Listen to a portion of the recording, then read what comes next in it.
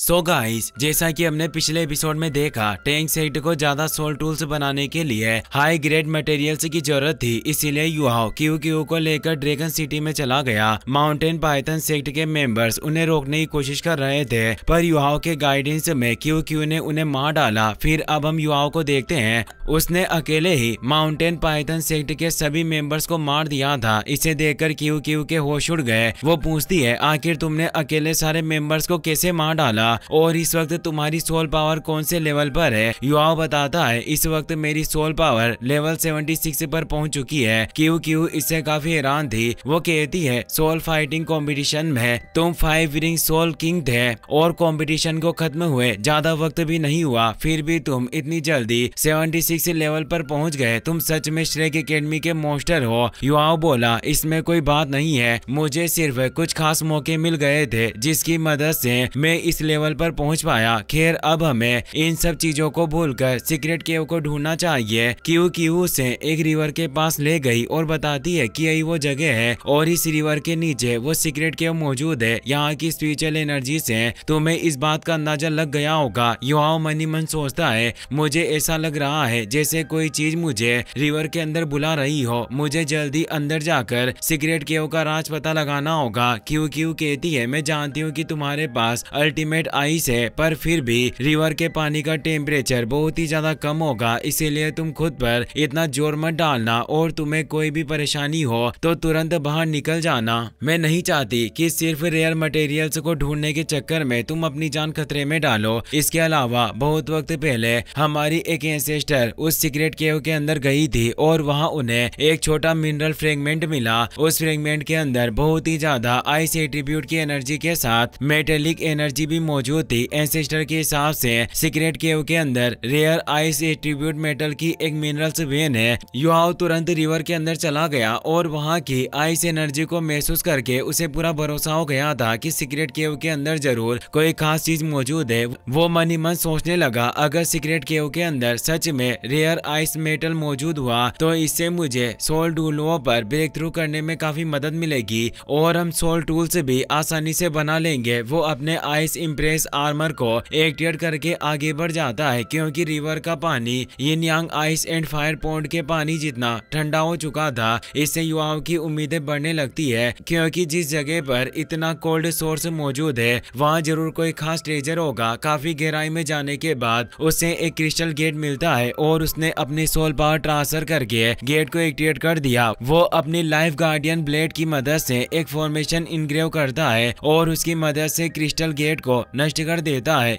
Yuhao बिना वक्त लगाए गेट के अंदर चला गया। अंदर उसे पानी की एक भी बूंद नहीं मिलती। उस क्रिस्टल गेट के टूटने के बावजूद भी उस जगह में जरा सा भी पानी नहीं आता, जिससे युहाओ काफी हैरान था। वह मन ही मन सोचने लगा, मुझे समझ नहीं आ रहा है कि अल्टीमेट आइस होने के बावजूद भी मुझे इतनी ठंड क्यों लग रही है। कहीं ऐसा तो नहीं कि यहाँ अल्टीमेट आइस से भी बेहतर आइस एट्रीब्यूट मौजूद हो। थोड़ा आगे चलने के बाद वो आइस मेटेलिक क्रिस्टल्स के पास पहुँचता है, जिन्हें देखते ही उसकी सारी मार्शल सोल्स और स्पीड से बाहर आ गई। बिंग बताती है, ये आइस जेट डिवाइन क्रिस्टल है और ये 10,000 ईयर जुआन आइस केव के साथ बनते हैं। अगर यहाँ इतने सारे डिवाइन क्रिस्टल मौजूद हैं तो यकीनन जुआन आइस केव भी आसपास होगी। अगर मैं गलत नहीं हूँ तो लैंड स्लाइड के वक्त जुआन आइस केव नॉर्थ साइड से खिसक कर यहाँ ड्रैगन सिटी के नीचे आ गई। खैर, आइस एट्रीब्यूट वाले सोल मास्टर्स और सोल बिस्ट के डिवाइन क्रिस्टल से बहुत ही ज्यादा रेयर ट्रेजर है। ये डिवाइन क्रिस्टल हमेशा 10,000 जुआन आइस एसेंस के साथ बनते हैं, पर बाद में जुआन आइस का एसेंस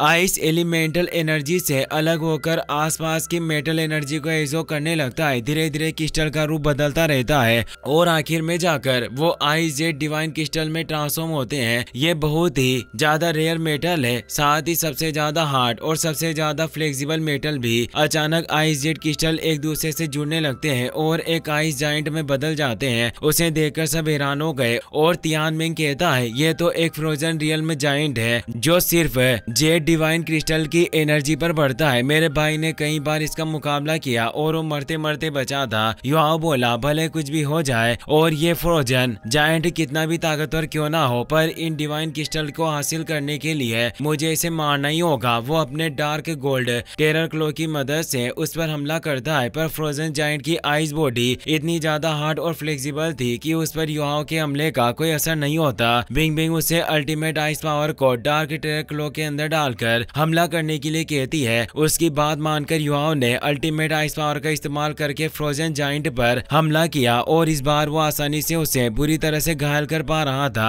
युआओ ने लगातार हमले करके फ्रोजन जायंट की बॉडी को नष्ट कर दिया। उसे लग रहा था कि फ्रोजन जायंट मर चुका है, पर वो गलत था और फ्रोजन जायंट ने दोबारा अपनी बॉडी को ठीक कर लिया। बिंग बिंग बताती है फ्रोजन जायंट की पूरी बॉडी डिवाइन क्रिस्टल से बनी हुई है और तुम इतनी आसानी से उसे खत्म नहीं कर पाओगे। इसे पूरी तरह से मारने के लिए तुम्हें इसके कोर की लाइफ फोर्स को खत्म करना होगा। युआओ बोला हमारे पास ज्यादा वक्त नहीं है, इसीलिए क्यों ना हम सब साथ मिलकर इस पर हमला करके इसे अल्टीमेट आइस की ताकत दिखाएं। उसकी बात मानकर बिंग बिंग ने आइस डोमेन से हमला कर दिया। स्टार एनिस भी अपने ओमनी थ्रस्ट से प्रहार करता है। स्नो इम्प्रेस और तियानमेंग के अटैक की वजह से फ्रोजन जायंट बर्फ में फंस चुका था। मौके का फायदा उठाकर युआओ आइस ब्लास्ट से उस पर जोरदार हमला करता है, जिससे फ्रोजन जायंट के टुकड़े टुकड़े हो गए और वो हमेशा के लिए मारा जाता है। युआओ बोला आइस जेड डिवाइन क्रिस्टल सच में रेयर ट्रेजर कहलाने के लायक है। इसकी हार्डनेस और फ्लेक्सिबिलिटी देखकर मैं यकीन के साथ कह सकता कि इससे बने हुए सोल टूल्स दूसरे सेम लेवल सोल टूल्स से ज्यादा ताकतवर होंगे। वो कंट्रोल क्रेन और कैप्चर ड्रैगन मूव की मदद से सारे आइस जेट क्रिस्टल को इकट्ठा करके अपने स्टोरेज सोल टूल के अंदर एब्जॉर्ब कर लेता है। युआओ बोला इतने सारे रेयर मटेरियल्स के बाद टैंक सेक्टर के सोल टूल्स बनाने की सारी परेशानियां खत्म हो जाएगी और हम सन मून एम्पायर के खिलाफ जंग में अच्छी तरह से लड़ सकेंगे। तियानमेंग कहता है अभी हम 10,000 जुआन आइस केव के अंदर नहीं गए। मैं यकीन के साथ कह सकता हूँ हमें वहाँ कुछ ऐसा मिलेगा जिसे देख तुम खुश हो जाओगे। वो बिना वक्त गवाए आगे बढ़ जाते हैं। उस वक्त का आइस एलिमेंट इतना हार्ड था कि युआओ उसे एब्जॉर्ब भी नहीं कर पाता। तियानमेंग बताता है बिना रिफाइन किए गए जुआन आइस एसेंस के अंदर बहुत ही ज्यादा खतरनाक एलिमेंटल एनर्जी मौजूद होती है, इसीलिए उसे एब्जॉर्ब करना इतना आसान नहीं होगा और अब तुम्हें संभल कर रहना होगा क्योंकि इस जगह का टेम्परेचर परम शून्य तक पहुंचने वाला है। अगर ऐसे टेम्परेचर में तुमने एनर्जी को एब्जॉर्ब करने की कोशिश की तो ठंड की वजह से तुम्हारी जान जा सकती है। आगे जाकर उन्हें एक और अंडरग्राउंड केव मिलती है और वो बिना वक्त लगाए अंदर चले गए। उस केव में इतनी ठंड मौजूद थी कि किसी भी कमजोर सोल मास्टर या सोल बिस्ट की सोल को फ्रीज कर दे। युआओ के पास अल्टीमेट आइस थी जिससे उसे कुछ नहीं होता।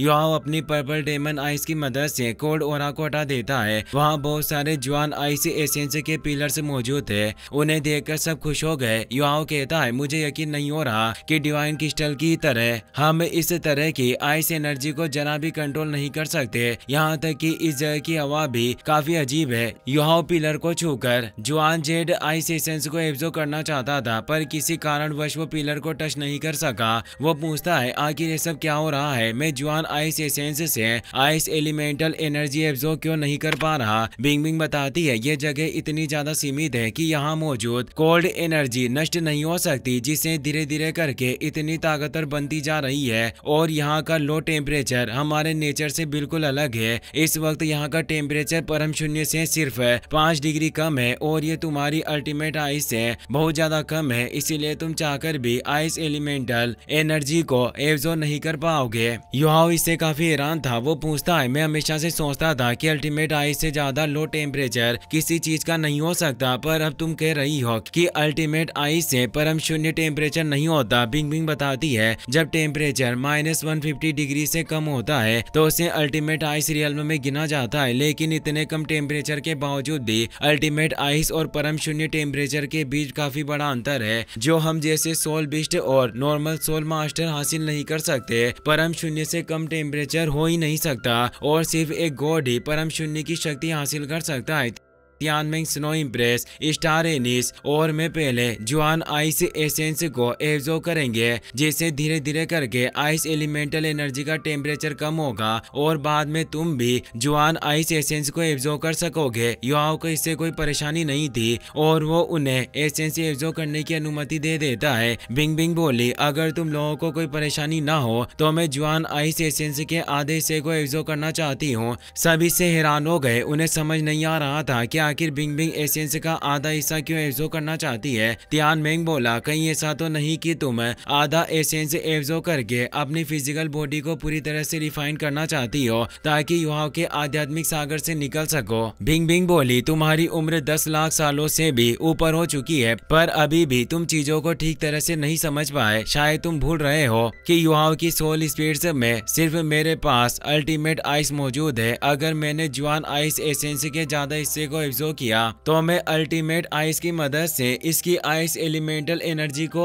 अपनी ओरिजिन पावर के रूप में स्टोर करके रख सकती हूँ, ताकि जब युवाओं अपना सेकंड सोल कोर बनाने की कोशिश करें तो मैं अपनी ओरिजिन पावर का इस्तेमाल करके उसकी मदद कर सकूं। हम सब जानते हैं कि तियानमेंग के 1 मिलियन सालों के कल्टिवेशन की मदद से युवाओं ने दूसरे सोल मास्टर्स से पहले अपना फर्स्ट सोल कोर जगा लिया, पर अब उसे सेकंड सोल कोर को फॉर्म करने में काफी परेशानियां आएगी और उस वक्त जुआन आइस एसेंस की एनर्जी उसका साथ देगी। तियानमेंग बोला, मुझे माफ कर देना, मैं तुम्हें गलत समझ बैठा। वो जवाब देती है, आखिर तुमने सोच भी कैसे लिया कि मैं तुम सबको छोड़कर चली जाऊंगी? खासकर अब मैं तुम्हें छोड़कर नहीं जा सकती, क्योंकि यिन यांग लव वैली में मैंने कसम खाई थी कि मैं हमेशा तुम्हारे साथ रहूंगी। तियानमेंग को इससे बहुत ही ज्यादा खुशी मिलती है, क्योंकि वो हमेशा से बिंग बिंग से प्यार करता था और उसे अपना पार्टनर बनाना चाहता था। आखिर उनके रिश्ते में एक नई राह पकड़ ली। बिंग बिंग युवाओं से कहती है, अब हम एक एक करके एसेंस एब्जॉर्ब करेंगे और आखिर में तुम एसेंस एब्जॉर्ब करना, पर याद रखना कि तुम ज्यादा एसेंस एब्जॉर्ब नहीं कर सकते,